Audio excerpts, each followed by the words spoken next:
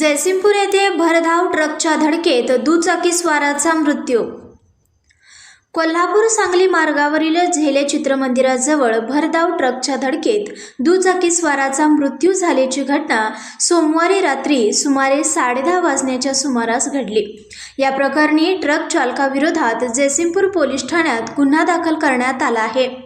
याबाबत पोलिसांनी दिलेल्या माहितीनुसार विनायक राजू शिंदे वय वर्ष 26 राहणार पंचमुखी मारुती रोड खनबाग सांगली हे त्यांच्या ताब्यातील होंडा ॲक्टिवा MH10 DB 9977 वरून कोल्हापूरहून सांगलीकडे जात होते। जयसिंगपूर येथील झेले चित्र मंदिराजवळ आल्यानंतर MH10 Z4145 क्रमांकच्या ट्रकने त्यांच्या दुचाकीला जोराची धडक दिली। या अपघातात गंभीर जखमी झालेल्या विनायक शिंदे यांचा मृत्यू झाला।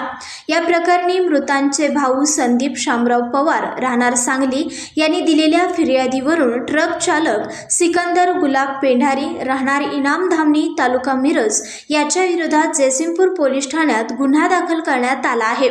या घटनेचा पुढील तपास पोलीस हवालदार कांबळे करीत आहेत। संघर्ष या न्यूज चॅनलला लाईक करा, शेअर करा आणि सबस्क्राइब करा।